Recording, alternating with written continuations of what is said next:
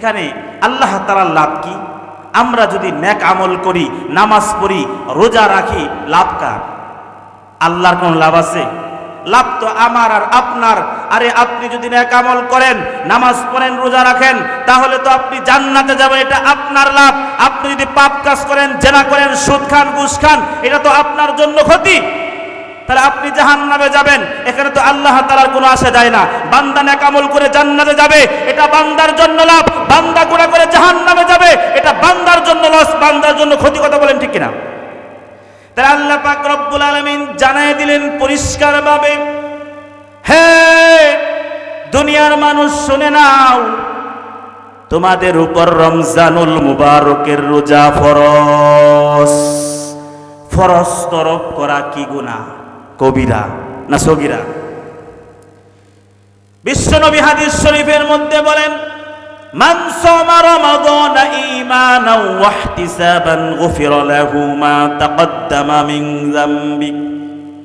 যে ব্যক্তি সওয়াবের আশায় আল্লাহ রাব্বুল আলামিনকে সন্তুষ্টি, রাজি খুশির উদ্দেশ্যে সওয়াবের নিয়তে রমজানুল মুবারকের রোজা রাখবে, আল্লাহ পাক রব্বুল আলামিন তার পিছনের সমস্ত সগীরা গুনাহ ক্ষমা করে দিবেন। বলি সুবহানাল্লাহ। নবীর সাহাবী হযরত সালমান ফারসি রাদিয়াল্লাহু তাআলা আনহু, সালমান ফারসি রাদিয়াল্লাহু তাআলা আনহু বলেন, শাবান মাসের শেষে আল্লাহ নবী, বিশ্ব নবী আমাদেরকে খুতবা প্রদান করার পর আল্লাহর নবী আমাদেরকে লক্ষ্য করে বললেন, সাহাবীরা রে, তোমাদের সম্মুখে এমন একটি মহান বরকতময় মাস আগমন করতেছে, যেই মাসের মধ্যে এমন একটা রাত্র আছে রে সাহাবী, যেই রাত্রটি 1000 মাস হইতে উত্তম। সুবহানাল্লাহ। সে কোন রাত্র? শবে কদর।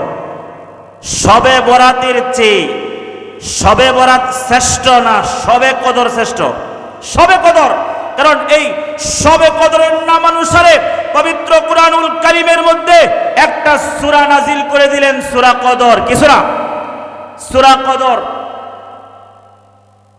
তাইলে এই একটি মাত্র রাত্র যদি কোনো বান্দা পেয়ে যায়, তাহলে সে যেন 83 বছর ইবাদত করলো। বলি সুবহানাল্লাহ।